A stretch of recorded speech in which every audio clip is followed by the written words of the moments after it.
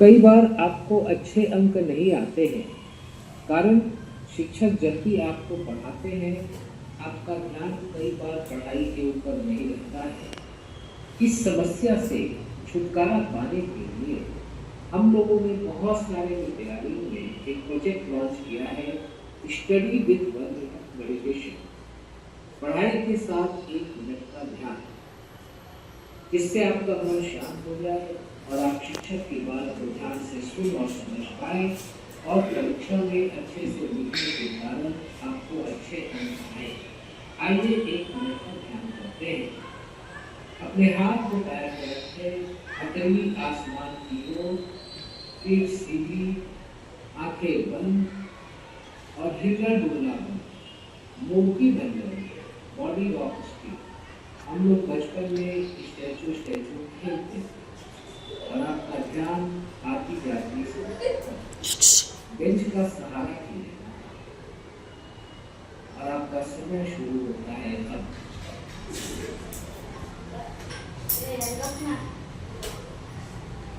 पीठ सीधी है, आंखें बंद है, हिलना डुलना बंद है और ध्यान आती जाती सांसों पर। कोई प्रयास नहीं करें, सब कुछ अपने आप हो।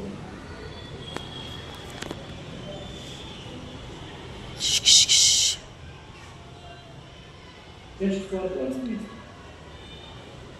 आपका ध्यान आती जाती सांसों पर।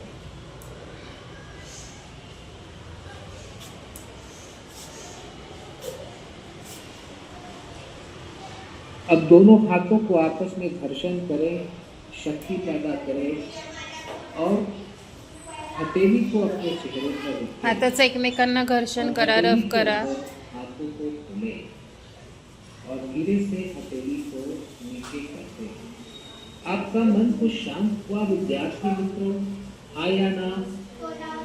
अब इस शांत मन से शिक्षक की बात को आप ज़्यादा समझ पाएंगे और ज़्यादा अंक ना पाएंगे। जब भी शिक्षक आएंगे पढ़ाई शुरू करने के पहले आपको बताएंगे स्टार्ट मेडिटेशन।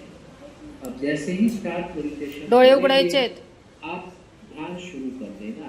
ध्यान बहुत सरल है, अपने हाथ को पैर पर रखना है, हथेली आसमान की ओर, पीठ सीधी, आंखें बंद, हिलना डुलना बंद और ध्यान आती जाती सांसों पर। और 1 मिनट के बाद हाथों को घर्षण करना है, चेहरे पर हथेली को रखना है और हथेली के अंदर आंखों को खोलना है। और आप देखेंगे कुछ दिनों के बाद आपको खुद ब खुद शिक्षक की बात ज़्यादा समझ में आएगी और परीक्षा में आप आसानी से ज़्यादा सफल हो पाएंगे। मित्रों, ध्यान करें, ज़्यादा अंक पाएं। ध्यान करें, ज़्यादा अंक पाएं। धन्यवाद। Is not the cell of consensus. He is the creator, control and master of it. स्वतःच्या जाणावं, विश्वास करावा की मी जगातील सर्वात महत्त्वाचे व्यक्ती आहे। पुढे जो देशापेक्षा है और बढ़ता है वह वैसा ही प्यार और सेवका से मेरा पूरा परिवार ही धरती का स्वर्ग होता है। ती पायल राहिली पायल बस। प्रसन्न राहण्याचे 2च उपाय आहेत, स्वतःच्या आवश्यकता कमी राहणे आणि परिस्थितीशी ताळमेळ बसवणे। की आपण मेहनत केलं पाहिजे, दुसऱ्यांच्या कष्टावर नाही म्हणजे अवलंबून व्हायला पाहिजे। आपण केलं तरच आपलं होणार आहे। दुसरे जे कष्ट करतात, दुसरे जे सुखात राहतात त्यांना बघून आपण ईश्वराकडे प्रार्थना करतो की आपण पण सुखात व्हावं, पण आपण जर कष्ट नाही केलं तर आपल्याला मिळणार नाही। आणि बरोबर. युग निर्माण योजना. आपल्याला वारंवार अपयश मिळत असेल तर याबाबत दुःख करत बसू नका, कारण काळ नंतर अनंत आहे. वारंवार प्रयत्न करा व सतत प्रगतीच्या दिशेने पाऊल टाका. सतत कर्तव्य करीत रहा. आज नाही तर उद्या तुम्ही नक्कीच यशस्वी व्हाल. उठा, जागे व्हा, थांबू नका जोपर्यंत ध्येय प्राप्त होत नाही. जीवनात चढ उतार हे येतच असतात. नेहमी हसत रहा. असा चेहरा काय कामाचा जो हसत नाही.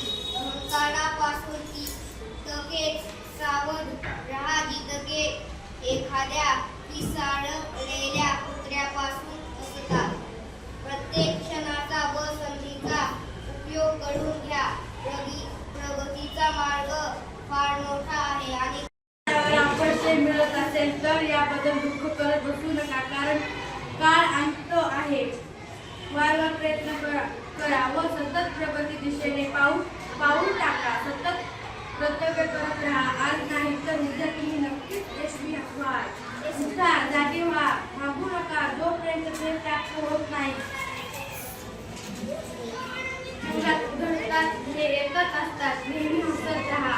असे चेहरा काय कामात जो हसत नाही.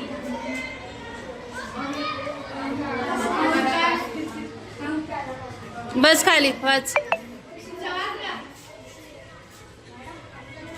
अहंकारापासून तितकेच सावध राहा जितके एखाद्या पिसाळलेल्या कुत्र्यापासून असतात. प्रत्येक क्षणाचा व संधीचा उपयोग करून घ्या. प्रगतीचा मार्ग फार मोठा आहे आणि काळ वेगाने पुढे जात आहे. म्हणून आपल्याला संपूर्ण आत्मबळाने कामाला लागा. तेव्हाच तुम्ही ध्येय गाठू शकाल. कोणत्याही गोष्टीसाठी स्वतःला दुःखी कष्टी करून घेऊ नका. मनुष्यावर नव्हे तर देवावर विश्वास ठेवा. तोच तुम्हाला योग्य मार्ग दाखवेल आणि सन्मार्ग सुचवेल. स्वतःच्या मनाला नेहमी कामात गुंतवून ठेवा. त्याला रिकामे राहू देऊ नका. जीवनात गंभीर जागा तुमच्या समोर तिचे महान कार्य आहे आणि वेळ फारच थोडा आहे. ते सावधपणे जर तुम्ही नको त्या गोष्टीत गुंतून राहिलात तर तुम्हाला दुःखी व्हावे लागेल आणि अधिकच वाईट स्थितीत जाऊन पोहोचाल. धैर्य व आशा बाळगल्यास जीवनातील सर्व प्रसंगांशी सामना करण्याची योग्यता तुमच्यात लवकरच येईल. तुम्ही स्वतःच्या बळावर उभे राहा. आवश्यक वाटत असेल तर संपूर्ण जगाला आव्हान द्या. यामुळे तुमचे काहीच नुकसान होणार नाही.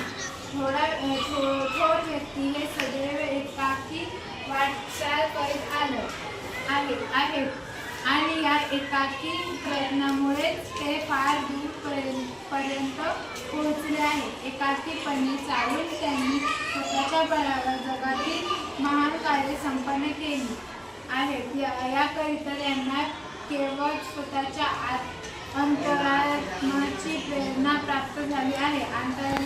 आंतरिक सुखानेच ते नेहमी प्रफुल्लित झाले आहेत.